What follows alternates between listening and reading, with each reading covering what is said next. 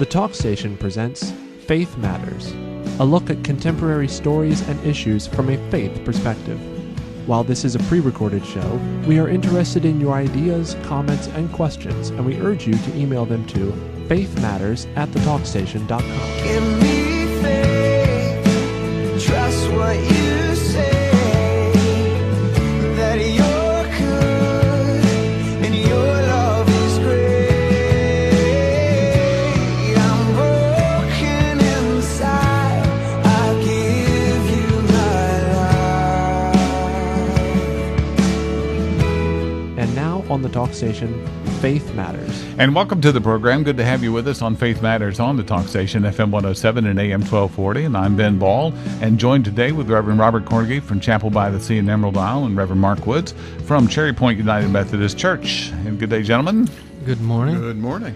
And one thing I'll just preface, at the time that we are recording this, the Supreme Court is releasing opinions, and one that is on the same-sex marriage case is probably going to be released on the Friday of this week. We record on Thursday or on Monday, so on the day after this typically airs. And so just let you know that is we're not avoiding that discussion. We just haven't seen that yet. So, but we have seen, and we've seen now for a couple of weeks, had a chance, because there's a lot to it, is to read Pope Francis's encyclical on the environment. And what is it called, Mark? Laudato Si. Laudato Si. Okay. So and in this has drawn a lot of fire, left, right, up, down, backwards and forwards, and other points of agreement and points of contention. The Washington Post put out what they called 10 key excerpts from Pope Francis's encyclical on the environment, and we're also looking at a USA Today article, Pope's Views Focused on Life as Much as Climate. Well, Mark, you've had a chance to read this in its entirety. I've read good chunks of it, but tell us overall, were you impressed? You've been impressed with this writing before, so impressed with his writing or his theological stance? This one was more surprising for me. I mean, I don't know why, but I'm always surprised when Pope Francis speaks, because he's just so forthright. He's just kind of nonchalantly says things that have serious theological implications that, that other popes before him have taken the more, more traditional scholastic theological approach, meaning laying out a specific theology with somewhat inside baseball theological language to do this thing. And yet right from the get-go, Pope Francis did not do that. He just kind of comes out, and there was one phrase in there. He said, we're turning the world into filth. There's a way of saying that theologically that he just chose not to use, and just decided, I'm just going to say this. So on one hand, I think it will open him up to more criticism than he might deserve.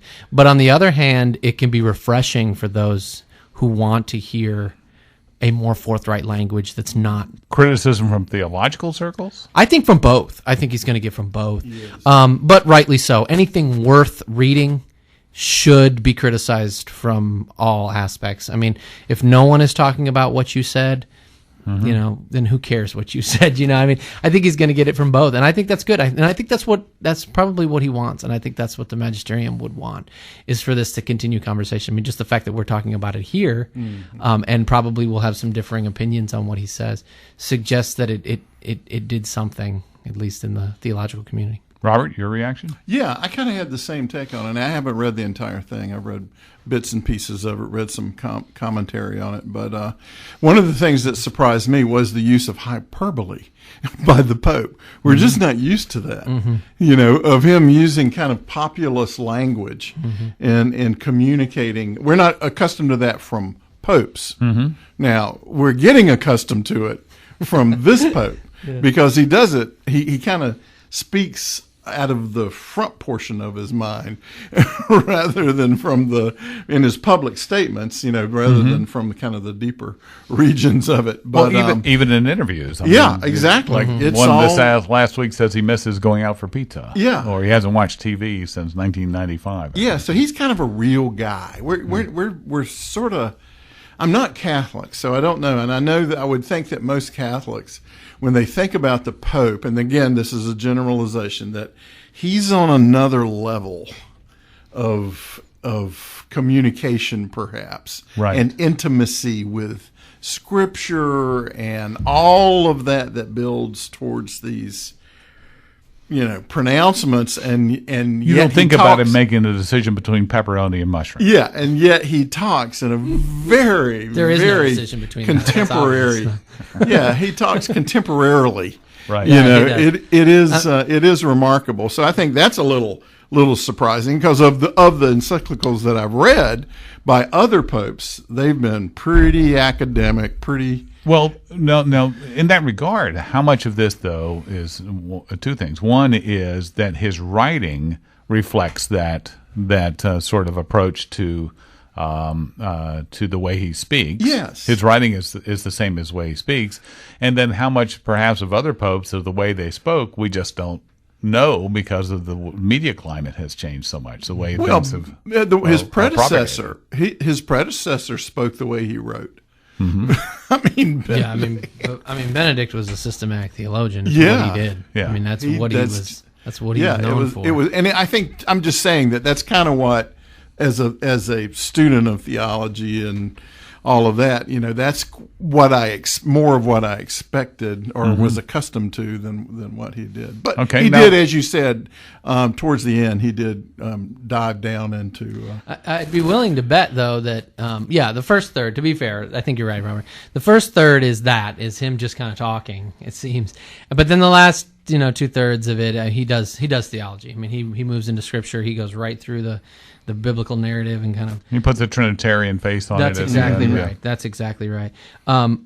Well, let's talk about the content a little bit. Okay, though. go ahead. In part, and this is especially towards the end, he actually talks about education and some kind of the ecology language of the 70s that we had of reduce, reuse, and recycle, and going around cutting off lights, and we should all have that personal responsibility and education for that.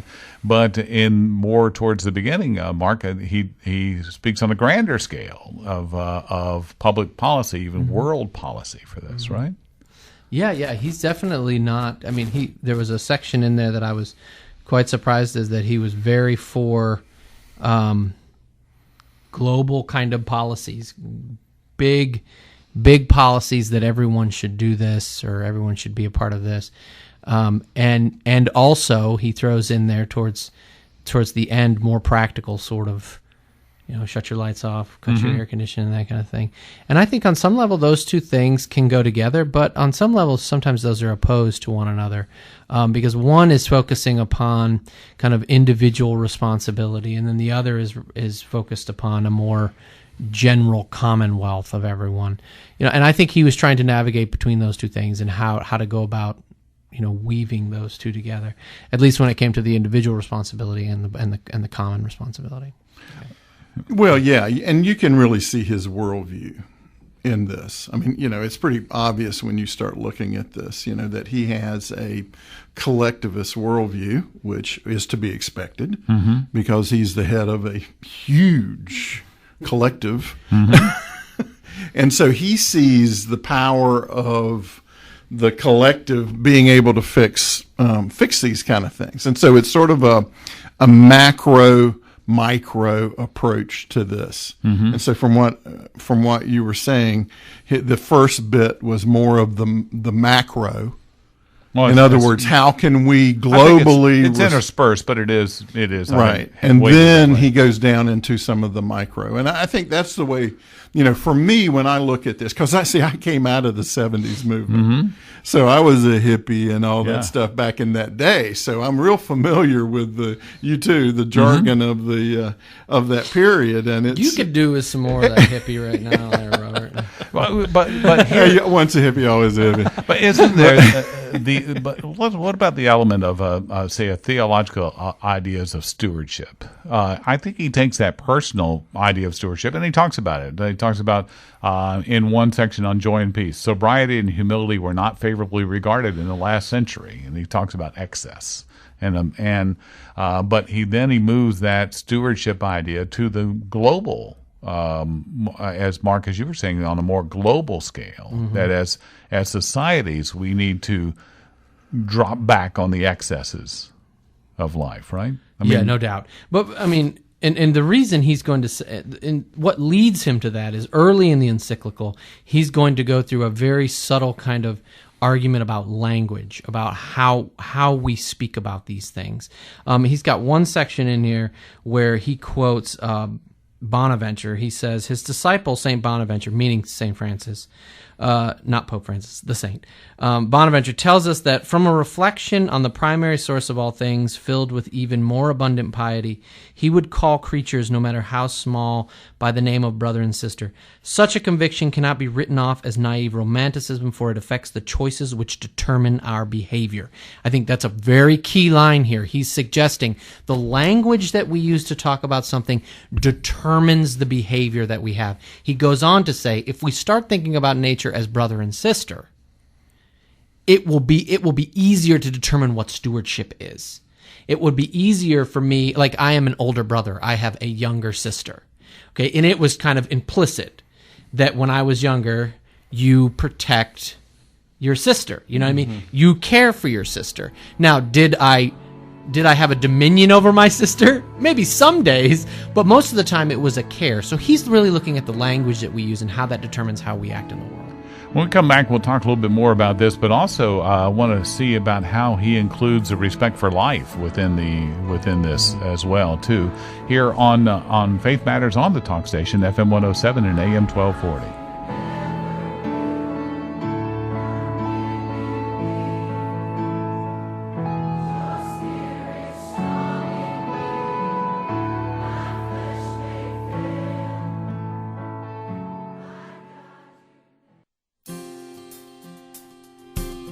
Welcome back to Faith Matters on the Talk Station, FM 107 and AM 1240, and I'm Ben Ball, and along with me today is Reverend Mark Woods from Cherry Point United Methodist Church and Reverend Robert Cornegay from Chapel by the Sea in Emerald Isle. And we're taking a look at Pope Francis's encyclical on the environment, and we are looking, I wanted to get into a little bit about the attitude of his respect for life within this. But there's also, he also speaks about, in one section, religions in dialogue with science. And in one part he says here, any technical solution which science claims to offer will be powerless to solve the serious problems of our world if humanity loses its compass, if we lose sight of the great motivations which make it possible for us to live in harmony, to make sacrifices and treat others well. Believers themselves must constantly feel challenged to live in a way consonant with their faith and not to contradict it by their actions. What? Go ahead. Yeah, he is right on what Catholic theology is doing right now. One of the things that Catholic theology is doing is a really good dialogue between reason and faith. Coming out of the modern period, those two things are diametrically opposed, faith and reason. But I think recently in Catholic theology, in the universities of Catholic theology, reason and faith are coming together once again and being seen really as two sides of the same coin. And that's the argument that he's making. He's saying if we rely particularly on reason and that's it, we're going to have a problem. If we are just a kind of a sole fide or fideus, we're going to have a problem as well. So he's trying to bring those two things together, and that's a lot of what Catholic theology is doing right now. Well, and I think the whole church really is going through that battle in spirit and truth. And in fact, Pope John Paul, one of his letters was specific, exactly, and it was I read that was one of the fascinating discussion on how do you balance those two. And so he's arguing, I think, a point that is lost somewhat to the materialist, who does not believe there is a spiritual side to the argument, or particularly a philosophical side to it, where they're concentrate on the how rather than on the why. And of course, we've got to have both sides. It's not a realistic position. They all have philosophies, but we all have these worldviews, and we're seeing that spill out of this document. And that transition of looking at creation care. Sadly, one of the things that's been lost in using that term, it's all been focused on creation in the sense of flora and fauna, on the natural resources the environment and the planet and all of that, which creation includes humankind. Right.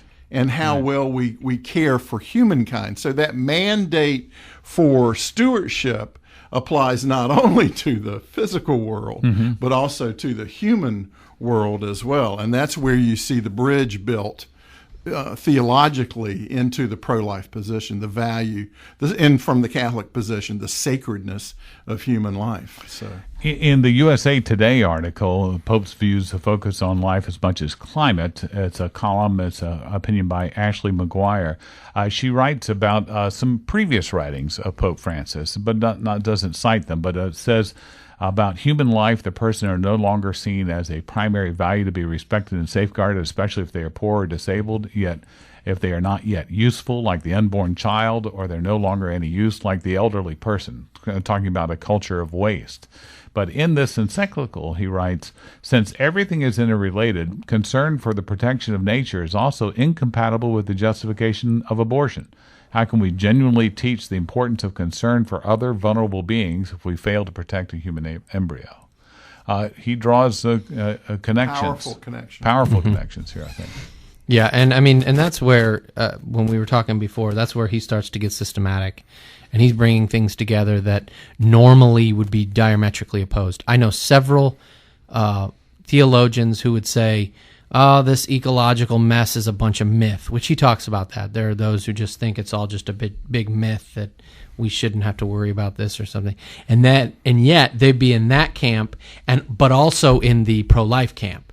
And so now he takes two things that usually in some people's minds are diametrically opposed and brings them together and saying, no, these are similar ways to look at the world. Those are the people that I would really like to talk to. And on the other side, well, the those who are the adverse, the population controlists and that kind of thing, and how that would be the way in which we do it, kind of a zero policy or something like this.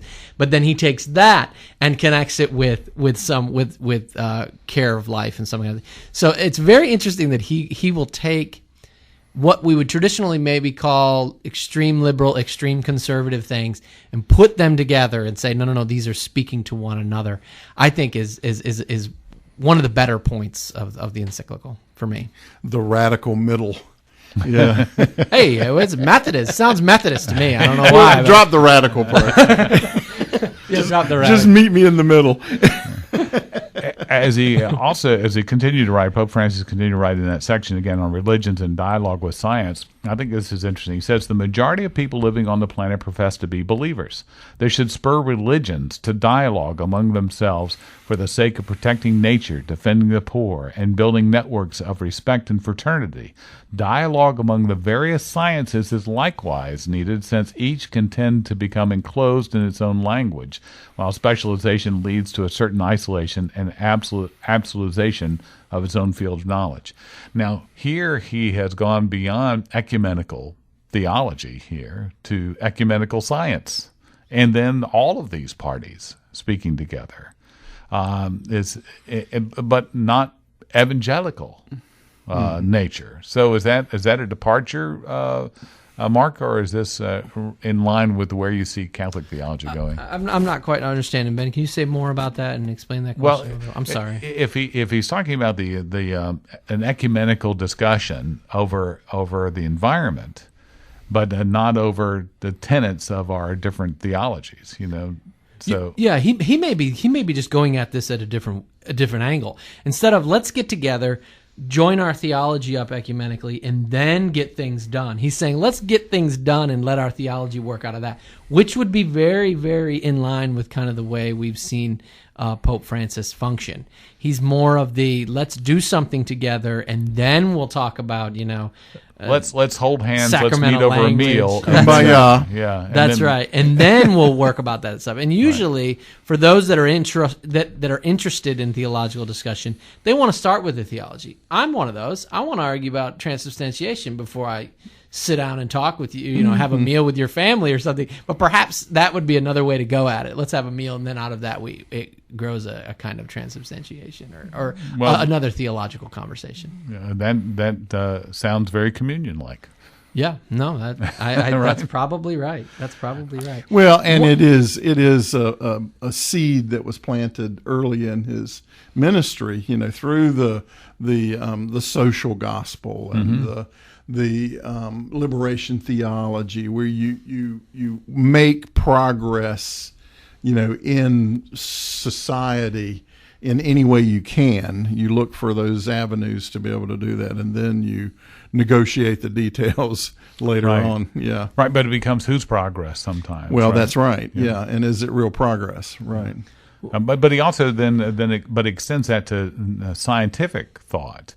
I think we often tend to lump scientists together as being all of like mind, and certainly there are those who will speak of settled science and sort of seem to put a roadblock, oxymoron. put a in the first roadblock place. up against other ideas or thought. But he's saying maybe all these come together too. Yeah, and one of the things that he's fighting against, that we've been fighting against for a long time, is out of the modern period, you kind of get this,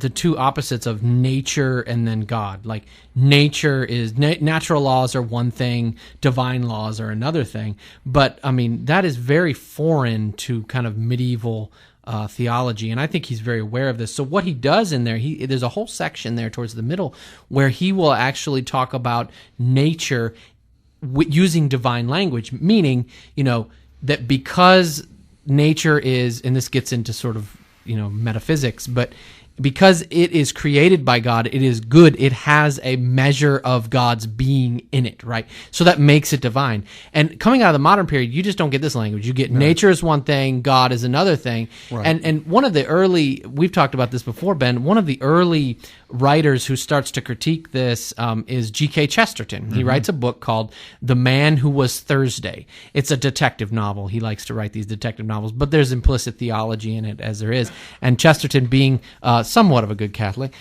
suggests that actual nature, he says in there, is the backside of God. And this is very counter to any kind of modern understanding of nature. Nature being something that's just completely divorced from faith or from God. And Pope Francis is going to do this. He's going to talk about nature as being a divine, being somehow participating in the divine in the same way the humans would say we participate in the image of God. Grafted to the Trinity the same way. Yeah, no, I think that's exactly right. So if we look at nature as being sort of the backside of God, the way Chesterton talks about it in The Man Who Was Thursday, it makes us think about nature very differently.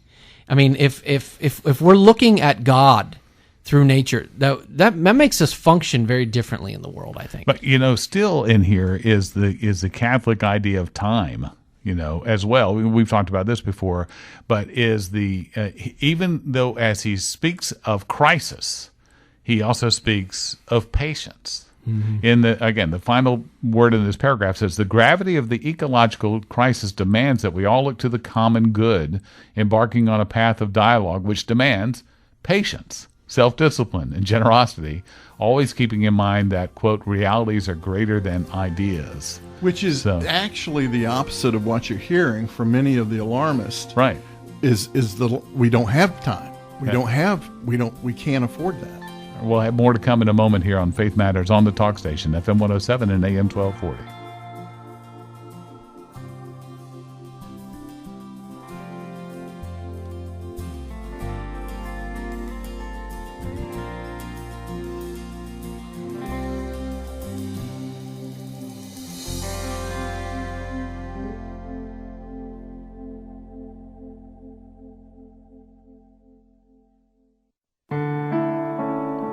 Welcome back to Faith Matters here on the Talk Station, FM 107 and AM 1240. And I'm Ben Ball, along with Reverend Robert Cornegie from Chapel by the Sea in Emerald Isle, and Reverend Mark Woods with Cherry Point United Methodist Church. We've been talking about Pope Francis's encyclical and a couple of the commentaries on it as well. Just one other excerpt, because he gets to a point where he talks about politics and faith as well, too, about where the church should be in this, in which a lot of people the comments have come out saying, well, Jeb Bush is saying, I don't take my my political cues from the Catholic Church. So there, and others have said similar things. He writes about the Rio Declaration of 1992, which is a foundation for a lot of the current climate change discussions and things that are going on as well. But he writes in there that there is here the burden of proof is effectively reversed.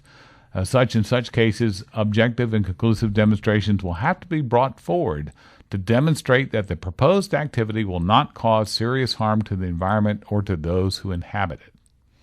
And now that definition of what is harm to those who inhabit it becomes part of the question. This does not mean being opposed to any technological innovations which can bring about an improvement in the quality of life. But it does mean that profit cannot be the sole criterion to be taken into account, and that when significant new information comes to light, a reassessment should be made with the involvement of all interested parties. He gets into a little bit more of the weeds of as we've talked before, about where does private enterprise and free enterprise work with regulated economies or with even socialist economies. Right. And he's saying that it's not an easy fix in between, and it's not, or a quick one. Mm-hmm. Mm-hmm. This is where, for me, it gets a little threadbare, because it is an old socialist argument, that Adam Smith and the Wealth of the Nations and all of that, his basic premise in that was that the merchant will be sensitive to the needs of the customer, to the common good, to his good. Yeah.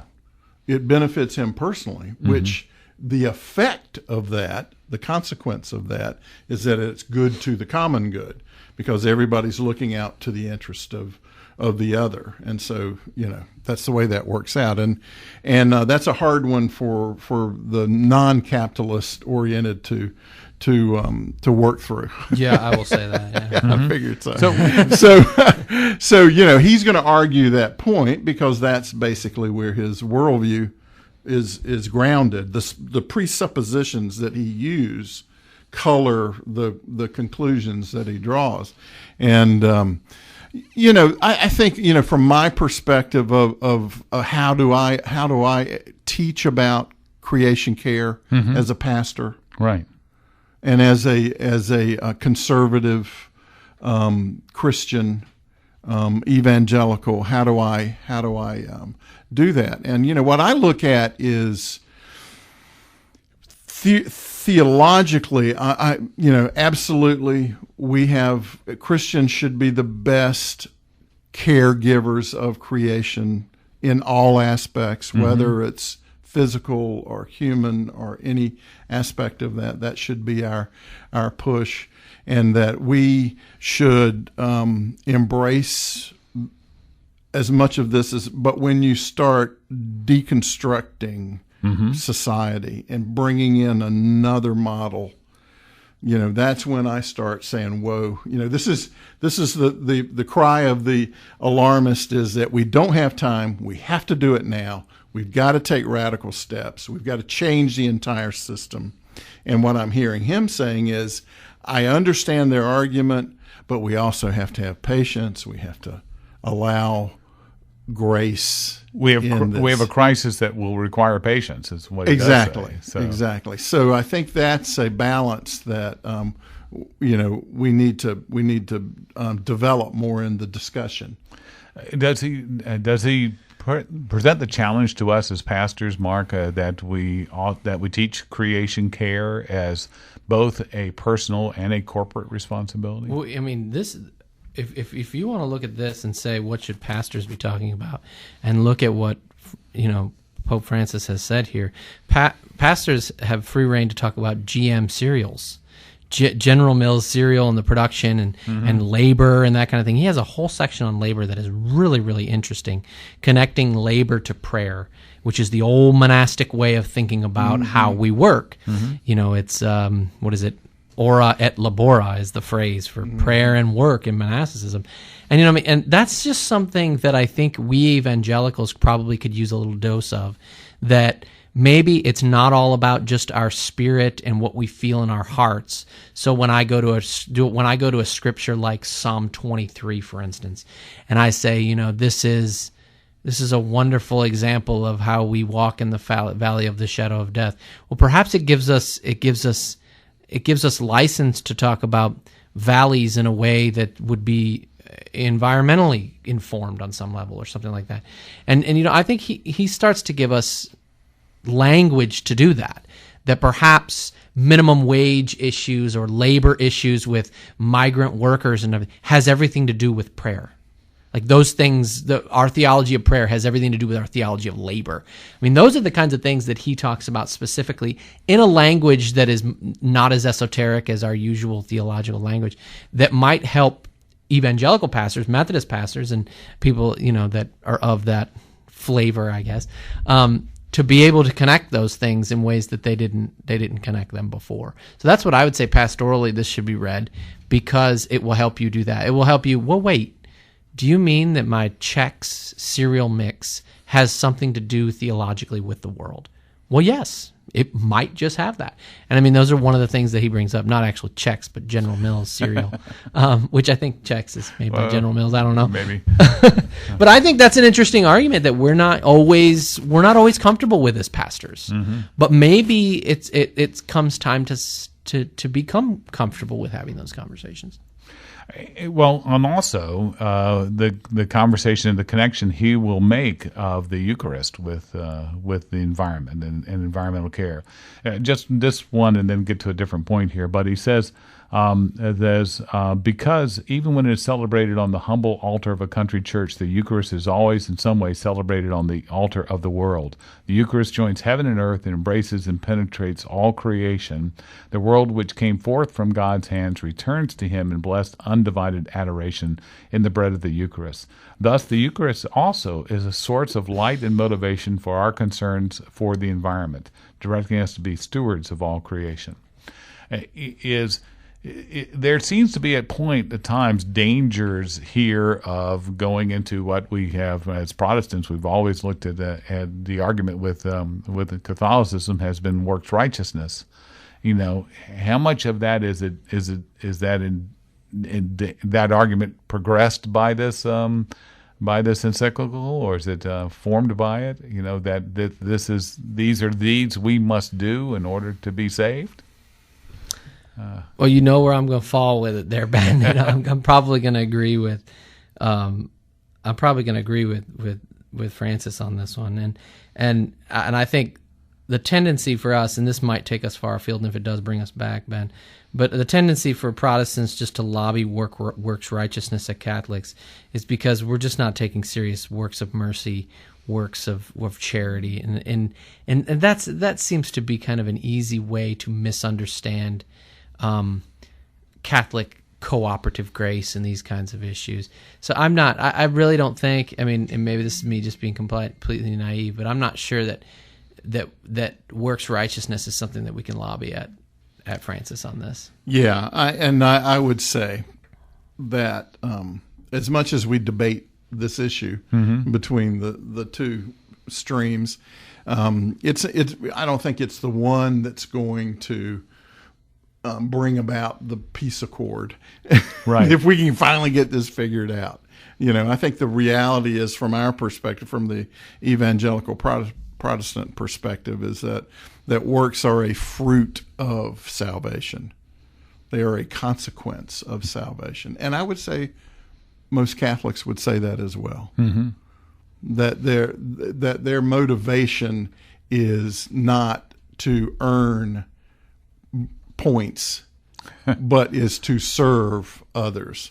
And so, if we can agree with that concept, now, one precedes the other, which one precedes, but I think we can negotiate that one pretty well. When we talk about, we just sent a team up to do some work in Pennsylvania at a retreat center, and this was before the kids come in for their summer camps and all of that, and they actually worked on the facilities up there. They had a wonderful time up there from all the reports, and but they were doing it as an act of love for the the people, the relationship of the people that we have with up there. It was not a, collecting points for their, merit badges.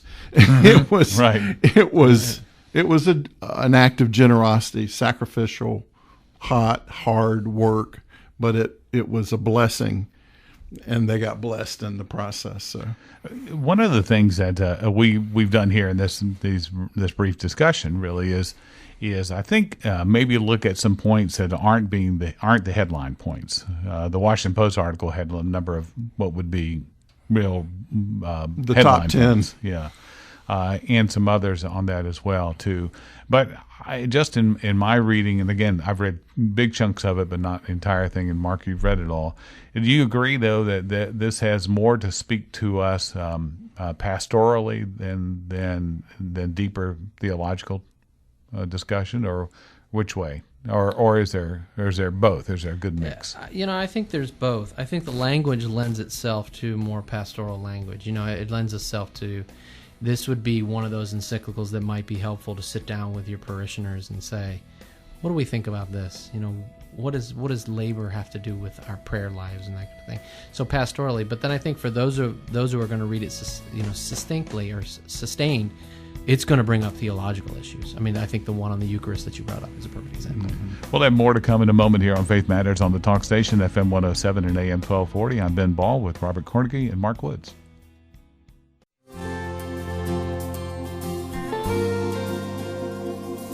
Welcome back to Faith Matters here on the Talk Station, FM 107 and AM 1240, and I'm Ben Ball, and here for our final segment, once again, Reverend Robert Cornegy from Chapel by the Sea in Emerald Isle, and Reverend Mark Woods from Cherry Point United Methodist Church. We have, not going to rehash all of the events of since we were last together, because we have seen, obviously, the tragic shooting that took place in Charleston, South Carolina during a Bible study at an African-American Episcopal church. It was the Emmanuel Church, AME Church, African Methodist Episcopal Emmanuel Church. Mother Emmanuel, yeah. And a church a lot of us who've ever toured Charleston have walked by or read the plaques in front of and that kind of thing. And it has become really a milestone point for a discussion that goes beyond just the discussion of the evil intent of the individual who shot the Dylan Roof and anything about him. Now we've gone into a discussion of the Confederate flag over this as well. But it's in an article, though, really meshes the two in the blog of Commonweal, Forgiveness in the Flag, written by Dominic Preziosi, in which he has some really, quote, some interesting people to talk about how Charleston has handled this incident, which a lot of discussions you see will say they've handled it with wonderful grace. That the people of Charleston have embraced the victims of this. They've offered up forgiveness. And there are some in this article that are saying that's the wrong thing to do. But theologically, we talk about forgiveness and the difficulty of that. I know in the Oklahoma City bombing, when I could see those parents of some of those victims offering forgiveness at the site, I found it profound and humbling to see that done. And same here. So, Mark, in this article, it goes on to look at a number of different things. Let me just start the article. It says, hearing the names of the 9 victims in Charleston read at Mass on Sunday, it was hard not to hear, as well, the statements of forgiveness from their survivors made at last Friday's bond hearing for the shooter, Dylan Roof. I'll never be able to hold her again, but I forgive you, the words of Nadine Collier, daughter of the victim Ethel Lance, who became a headline in Saturday's print edition of the New York Times. But the clips of Collier and others in court that truly convey the power of the moment, the grace of those whose loved ones were taken, it's impossible not to be moved or even awed by the number of pundits admitted to being when the footage was aired. Inevitably, much has been written and said about forgiveness in the days since. Some of it by Cornel West. In an appearance Monday on New York Public Radio, he called the survivors' statements of forgiveness and the favorable response to them bad theology. The forgiveness, he said, is premature. We have to put love at the center of this, but forgiveness is something that comes further down the line. goes on to say other things as well. But but let's talk about this. Forgiveness is I think is a much more difficult theological construct than most people give credit to. And Robert, let me just start with you. I think is his thought that this is bad theology? Is that just too bumper sticker? Is that just too simple an explanation? Well, it's an interesting theology that he's articulating here, isn't it? He has called what has been done as an act of grace as bad theology, and he blames it on everything that I know about Cornel West. Everything has a historical rooting. He's going to appeal back to an offense that took place further back, and it's going to be slavery. Right. It's coming out of that context. That's The pro-reparation side. Yeah, exactly. So we've got two extremes in this incident, this tragedy. Incident isn't strong enough a word. This tragedy. We've Massacre. got the flag waving redneck, bigoted side on one extreme, and then we've got the radicalized voice of justice crying out for generational justice on the other side. And these are the extremes. And I think what has happened in Charleston, that there were advocates for both sides, that there would be a reaction that would go their way. And what they didn't. Right. They came to the middle. They came to the middle. And it has alarmed the advocates on the extreme side. And if you go on Facebook, and some of the stuff you're seeing on both sides is just deeply disturbing. And I used to say the radical thought always defines the middle. Yeah. But I think this is a case where it went the other way. It went the other way. The middle has put an edge on the radical thought. Yeah. On the radical side of this. Now, and a lot of people are finding humility and grace and really opportunities to move forward as a nation in the middle. Yeah. That's expressed in the people of Charleston. Well, however, I have one point I want to make is that I think he does merit some attention on this, because it's not just enough to forgive. There is more to that. And so that's what he's calling for. Now, I may not agree with the direction he's looking at, but there is a process. There's an event and a process associated with that. Some of those have said forgiveness is not absolution. Right. It's called reconciliation. That's what Cornell's trying to get at. Now, he does it in his Cornel West way, which I happen to, sometimes find exciting. Very provocative. Yeah, and he points out the dialectic on some of these things. With daggers, not a hug. Right.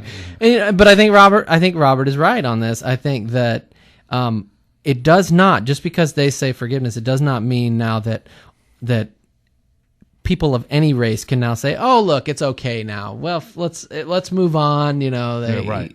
That is exactly, I think, West's fear here. Exactly. Is that we would do that. And I think he's right on that. I think he's right that we can't do that. And pointing to forgiveness taking a long time, I think that's exactly right. But there is something to say with what Robert said, that perhaps these people who found it a way to forgive, whether it's bad theology or not, it is a particular shaping and formation that they have received in the Christian faith to move that direction. Now, whether they're there or not, or they just said it's fine, but it does show a kind of Christian formation that I tend to think is a good thing. But I think Robert did point out that West's fear here is that would just be like, well, okay, now we don't have to talk about white and black anymore. Well, no, he's saying, yes, we still need to talk about that. That still needs to happen. He's not the only one. The article quotes Jamil Bull of Slate as saying it's already invoked Bonhoeffer's notion of cheap grace. Right. No, that's exactly right. That's exactly right. And I think that's a very interesting way to pull this in. And I think that's exactly what Robert was saying, is that if we just say, oh well, look, they forgave, let's move on. No, that's not at all the way and that is bad theology, and that is Bonhoeffer's definition of cheap grace. I think that's exactly right. Well, you heard it in the news, in the news and whatnot, and different politicians and different ones were saying, and different pastors. In fact, in the message at that Sunday, the pastor said, "This is the time where we deal with the loss. Right. We don't try to rearrange society right now, and let's not get out." At this moment. Well, let's relate this to our previous 3 segments. Pope Francis calling a crisis to be dealt with patience. With patience, exactly. And give it time. And so you're going to have the guy standing out on the outside screaming in, "No, but don't forget." Well, let's go in the few minutes that we have on the flag issue. Again, it's interesting how this turned into that. And I think in many ways, I thought Nikki Haley, Governor Nikki Haley in South Carolina, finessed that extremely well. She talked about how this is over a government building. Let's put this is a historical event. Let's put it in that perspective of history. When I agreed with her on viewpoints, when I filled in for Lockwood for 1 hour, I said somebody accused me of riding the bandwagon. I said, no, I'm riding a unicycle. This is one thing, and it has nothing to do with free expression about somebody wants to have it on their own private property, what private corporations want to do, all of that kind of stuff. It's not that. And that whole idea of having patience is being thwarted by the bandwagon idea. Mm-hmm. So, but I thought she finessed it very well in saying it's just time. It's just time for that to be relegated to museum, for that to be history. And let's honor our history. As I was saying during the program, I'm fine with the flag flying on Confederate Memorial Day. I'm fine with it flying over the National Cemetery in New Bern, where Confederate soldiers and Union soldiers both are buried, as well as others. I'm fine with that expression of where we were in history. But where the work of the president is done, where the work that involves us now in society, I don't think we need it there. I mean, that's just, again, my opinion that has already been excoriated by others. Well, it'll be interesting to see how this shakes out, because there is a move to remove it from our culture, our presence, period, completely. Yeah, and that'll be the and I think that's where the patience needs to be observed there. Thanks again, Mark Woods, Robert Cornegay, joining us on Faith Matters on the Talk Station. Thank you for joining us for Faith Matters. Email your comments, questions, and suggestions to faithmatters@thetalkstation.com. Give me faith, trust what you say, that you're good and your love is great. I'm broken inside, I give you my life.